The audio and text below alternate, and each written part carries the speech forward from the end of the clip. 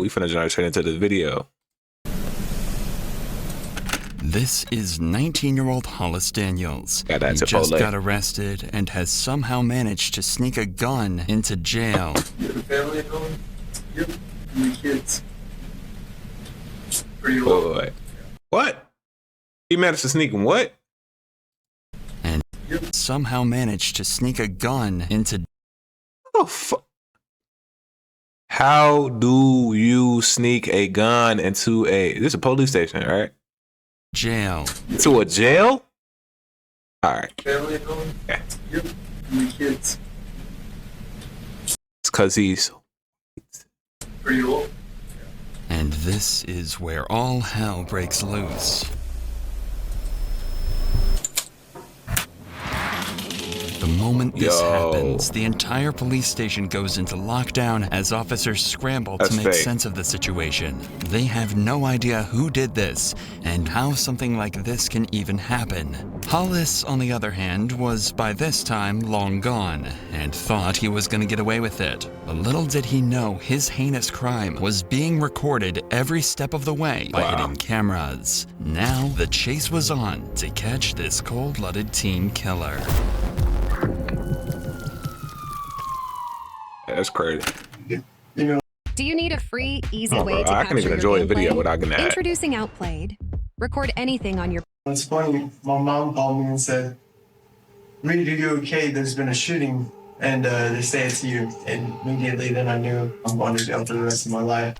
At around 1 a.m. on the 8th of October, Hollis Daniels got into an argument with his friends. Allegedly, Hollis had stolen his friend Leo's gun and at one point even threatened him with it. As Hollis left the house that evening, Leo called the police telling them exactly what happened, and Hollis was pulled over at around 1:30 a.m. Had the traffic stop you're about to see ended even slightly differently, Officer Floyd East Jr. might still be alive to this day. Hey, what's going on, man? I'm Officer, Police Department. Where were you coming from? To this day, slightly differently, Officer Floyd East Jr. might still be So let's see what he did wrong. Did he do something wrong? Okay. alive to this day. Hey, what's going on, man? I'm Officer, Police Department. Where were you coming from? Nobody's house. We got a call about you causing a disturbance. A disturbance? Yeah, over at your friend's house. What's your friend's name? Leo? Leo? Yeah. Okay, why is Leo calling us, telling us you're messing with him? I have no idea, sir. Because I guess he didn't. I don't know. I'm not sure, sir. Okay. You have any guns or any weapons in the vehicle? Any drugs or anything like that? Step out here and talk to me, man, okay? Okay. Is that necessary, sir? Yeah, it is necessary. Yeah, that's okay? necessary. My wife. Just come stand over here for me, okay?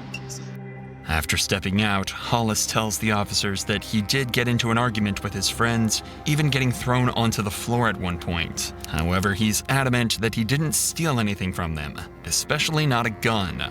The cops, though, aren't so sure, and want to search his vehicle to prove him wrong. You don't have a gun inside the vehicle? Yes, sir. You have a gun on your person? No, sir. No, I've had him down. Yeah, I've had him Do you down. care if we search your vehicle? Yes, sir. I can't review it. Thanks, sir. You don't want us to search your vehicle? Hold on. Hold up.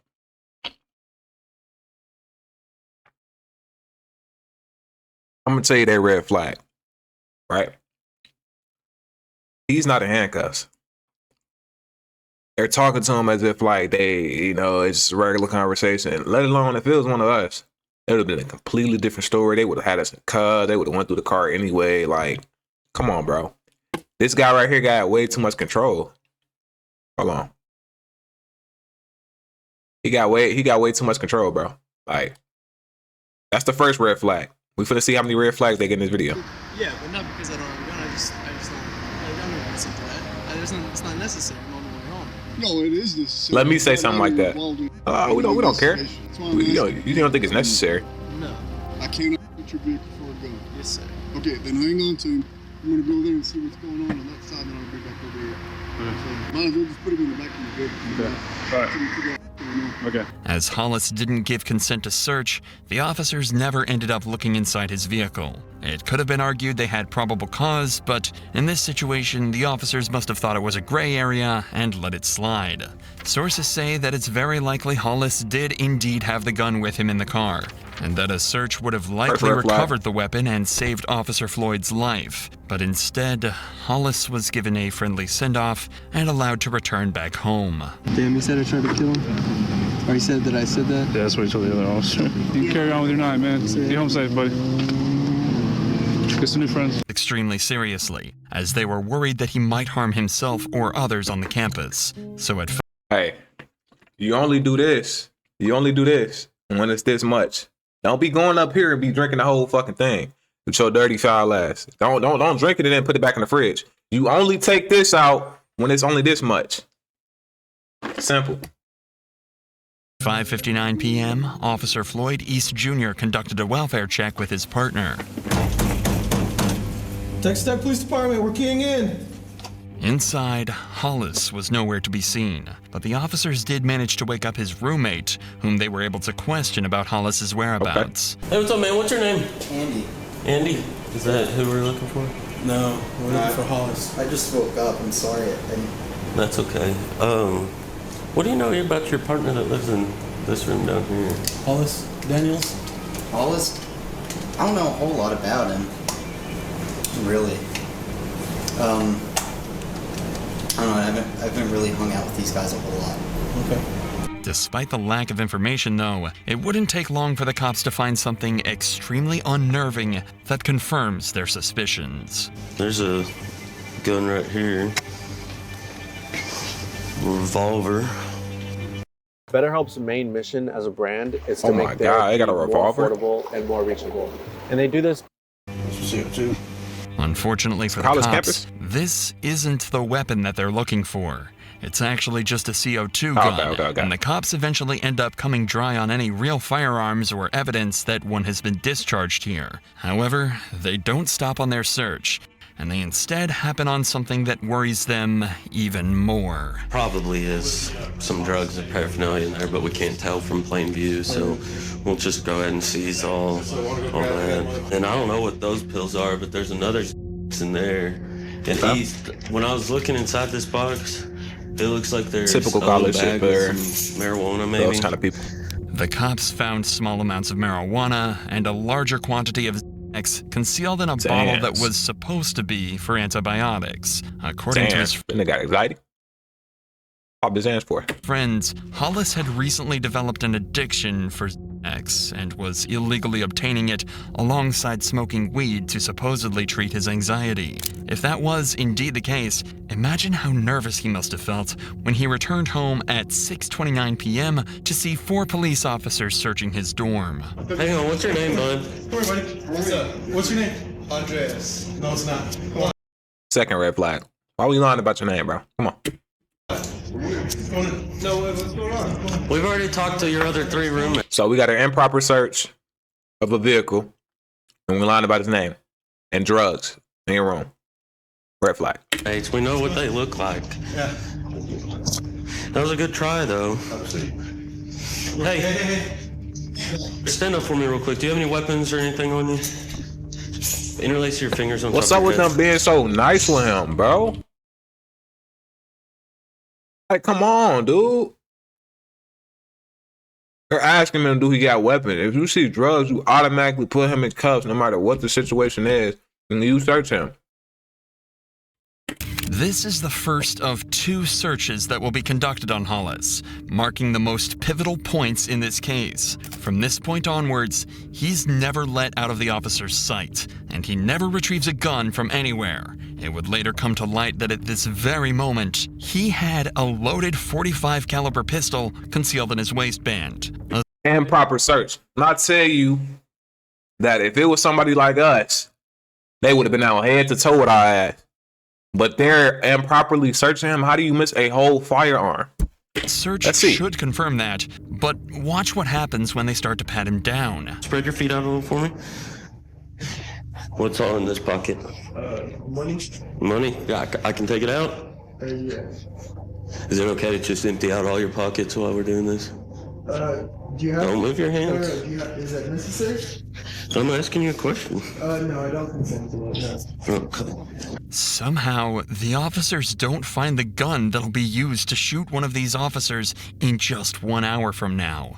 But the cops are clearly still suspicious. He gave a fake name and seems extremely nervous while being searched, tentatively asking to avoid searching in certain places. So what's going on with all the stuff in your room? I smoke pot sometimes, and I have a few pills in there, yes, sir. So all that stuff in there's yours? Yes, sir.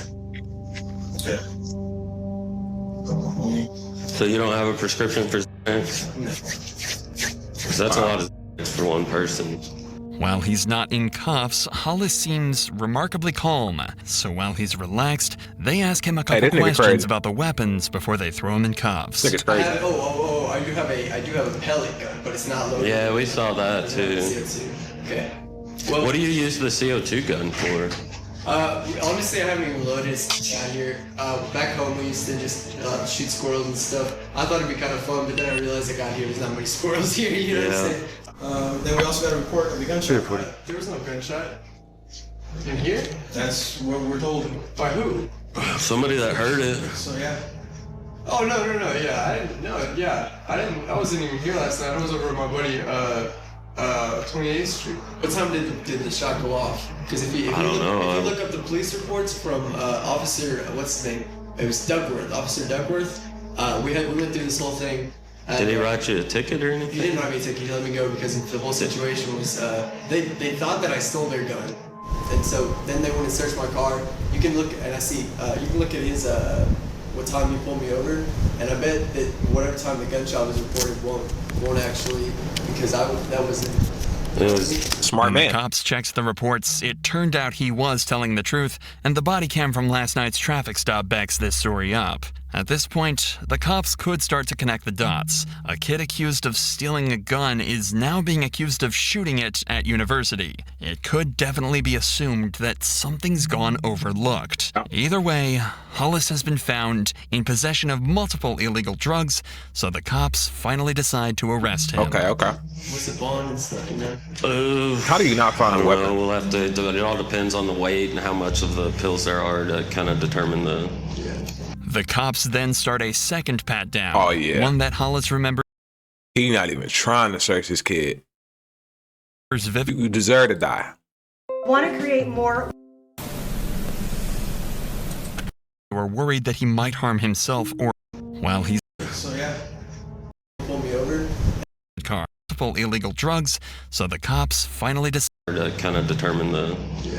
The cops then start a second pat down, one that Hollis remembers vividly. He says he felt the officer check second pat down, one that Hollis He's not remembers even trying, vividly. bro. He says he felt the officer check just millimeters away from the weapon, Millimeters. but somehow never finding it. Hollis was then escorted from his dorm into a squad car, where Officer Floyd tragically missed another opportunity to stop what happened to him. Where Officer Floyd. He looks slow. How do you forget? I thought you were trained to go from top to bottom, left to right, but you still failed to search this kid with a loaded firearm, a 4.5, a 4 Nick. You deserve what you got because you failed to search him not once, not twice, but 3 times, bro. What is going on? Like, this is what I be talking about, bro.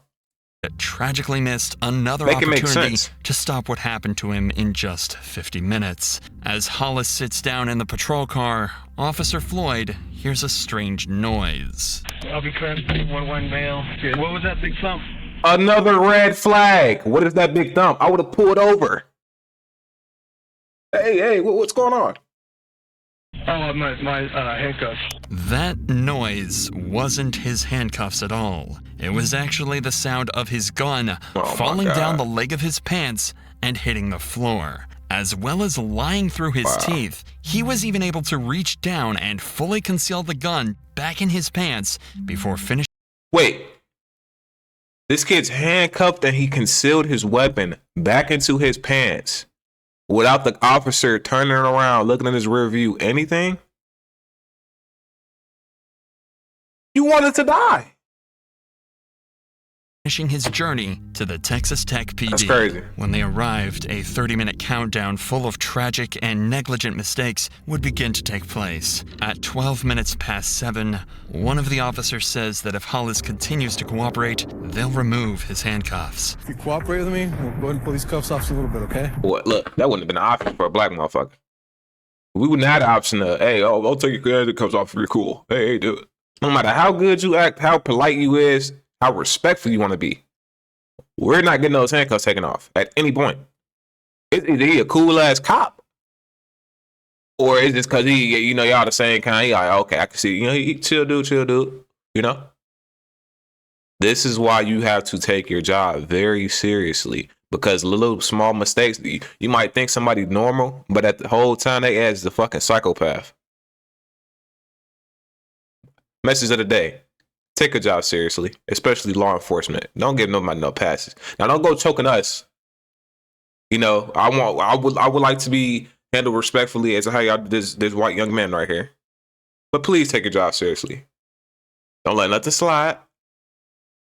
No matter how polite or nice somebody talk to you, it doesn't matter. You don't know what these people are thinking. At the end of the day, we are human beings, and people are crazy.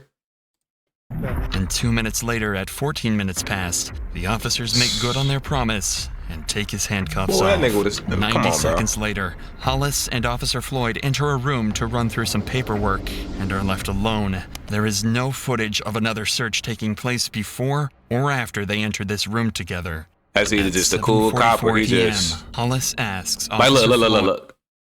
Dude, shit like this. You all in your computer screen. He's reaching, come on, bro. Make it make sense. You're tripping. 3 questions. He gotta be slow. You have a family at home? Whoa. What's going on? What's going on? What you got going on, buddy? Any regular person would do that. He all in his computer. He wants to die, bro. Simple as that. It's unclear why he chose to ask these questions. There was no... Wait. Hold up. At 7:44 p.m., I'm sorry. Hollis asks Officer Floyd 3 questions. You have a family at home? Do you have a family at home? How many kids? Pretty old. Pretty old. So you know what you about to do. You a sick motherfucker, dog. You a sick motherfucker, dog. It gets to a point to when you just know you a lunatic. You know you about to commit a murder. You ask him these questions. Why, bro? No matter how old they is, somebody got a family. A murder shouldn't be taking place anyway. But bro, what are we doing? Unclear why he chose to ask these questions. Wow. There was no incentive. That's crazy. And all it did was make him look like a complete and total psychopath. I know, it would make him look like he wanted him to know the damage that he was about to cause and the lives that he was about to ruin. 4 seconds pass before he reaches into his sock and takes a deep breath. The shot echoed through the station, alerting officers nearby. By the time they arrived, Floyd... What police station this is? ...was already dead, and Hollis was nowhere to be seen. They smiling, Assuming bro. Floyd's body cam to be the only camera in the room, he grabbed it and fled, with no idea that the entire incident had been recorded on this hidden surveillance camera. Despite the suspect being gone, cops knew there could only be one suspect, and they immediately placed the campus on lockdown and began a 2-hour-long manhunt for an armed teen killer. 658, the PD is not secure. Got an officer down, he's shot in our briefing room. We don't know where the suspect went. He's about a 19-year-old white male, skinny. What's he wearing? Blue jeans, believe a light-colored t-shirt. He had mud on his jeans from the knees down. Blue jeans and a white t-shirt? Yeah, and he's got facial hair. Can you relay the information one more time? Yeah. To our sergeant so we can get all the perimeter units clear on what we're looking for. What's his last name? Daniel's last name, first name Hollis. After securing the area, detailing a full and proper description of Hollis, and searching the campus for a total of 90 minutes, Hollis was eventually found and apprehended without further injury. When he was finally caught, he said cold-bloodedly that he was, quote, the one that shot their friend. He was found carrying Floyd's body cam and a loaded .45 caliber pistol. At every turn, Hollis got as lucky as he possibly could have, while Floyd got the opposite. After being caught, Hollis also told the officers that he'd done something f***ed up and illogical, implying that he had some remorse for what happened. However, a phone call to his family recorded at 11:14 that night showed that the only thing he regretted. This nigga's still not in handcuffs. He chilling. After all that murder, failure to search, he's still not in cuffs, guys. Whatever state this is, don't go here. Was being caught. I'm getting on the phone with a criminal defense attorney. I would really advise you not to say anything. Yeah, on the cool, I haven't been saying anything. Huh? I haven't been saying anything really. But there's pretty solid proof against me, and it's the problem. I know that. I know that, Rich. And I know that you think that doesn't matter, but This nigga is crazy, bro. No. I don't. You know me, Carrie. You know. Nigga is crazy, bro. Nigga was just picking at his feet. Come on, bro. What's going on? They gave this nigga a phone. Any other person who would have committed this murder, we ain't getting no phone. I'm not gonna say. I supported someone who assaulted me yesterday. I said no, he didn't assault me. You know me. I'm not gonna say anything that would jeopardize that. I'm just saying it. I love you, and you'll get through this. Yeah. It's my dumb fault that I shouldn't have done this anyway. I'm stupid. Hollis's demeanor in this call is, frankly, terrifying. It's almost as if he's talking to his family about the drug charge and not the first-degree murder charge. And the biggest issue on his mind seems to be being kicked out of school. This may be a little more extreme. I think that they're probably going to kick me out of Texas Tech High School. And I think that they're... I ain't worried about college no more.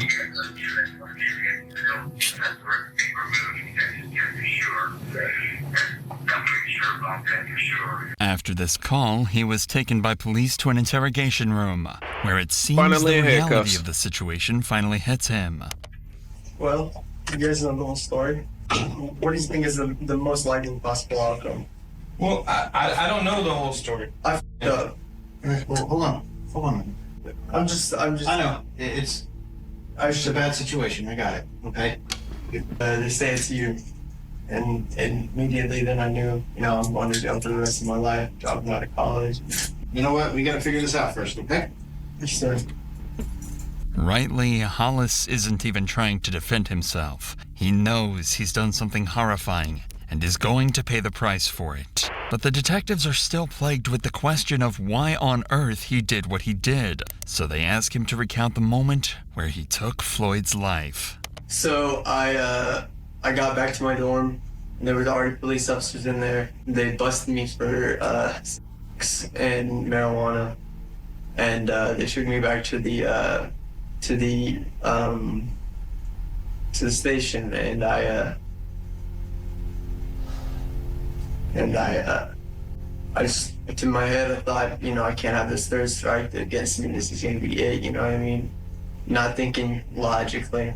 And so I did something very illogical, and regret it deeply, and I don't know ever how I'll ever make up for it.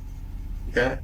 Does that kind of cover what you're asking? Hollis seems to be seeking approval from the detectives. It genuinely does seem as though he feels guilty for what he did, as he's putting himself down and asking the detective if what he said is enough. I was taken back to the police station, and something just clicked in my head, and I said, I can't do this. I can't go back like this. But then I made a worse decision to go back and do something that I thought I could. I ain't gonna lie about that. And that's what you can say about you crazy, bro. I really would like to call my parents because they're worried to think about me because they saw it on the news. He's stuttering, repeating himself, and all he wants to do is call his parents. Hollis is starting to shut down, overwhelmed with shame, regret, and guilt. The longer this conversation goes on for, the more you have to wonder what compelled him to take that officer's life in the way that he did. And you've got to imagine his parents are thinking the very same thing. Hello, this is Dan. Hey, Dad, it's me, Reed.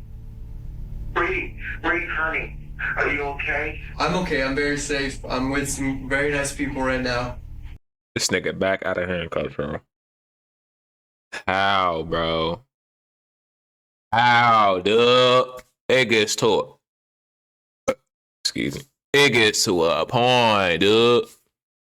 And I'm in trouble, and I messed up badly. Where you messed up? Oh, Reed, honey. This is I crazy. love you so. I don't even. You will be there tonight around 11. I'm shaking all over. I can't drive right now. I can't drive right now. But I want to come see you. I want to come see you. What happened? I mean, why would you do something like that? You don't know? I do know it, and it doesn't make sense, and I'm sorry I brought this disrespect to my family. I'm sorry I brought this disrespect to my family again. God, I'm so sorry. I don't know what went wrong. Don't be sorry. It's not you. It's my fault. You did nothing wrong. I did. It's me. And I think they're gonna put me away for a little while, and there's nothing I can do about it. I'll talk to you when I get there. I love you. Okay. Yes, sir. I love you, Dad. 25 to life. Plus more because of other stuff. I mean, look. That would be the responsible thing to do, is to give me jail time, and then maybe I can go for parole. But that's just going to change, not your problem. It's just going to change how I have to go about what I'm going to do. All of that's up to the district attorney's office. Okay? And of course, the district attorney's office is going to give me 25 to life. So yeah. Okay. This nigga crazy. This nigga is. You even planning to get out. The whole thing is, this all could have been prevented. You could have just got caught with the gun. Right? Worst case, they would have gave you like 5 years, something. You know what I'm saying? 5 years, whatever. That ain't nothing compared to what you got. You have anything else you want to say?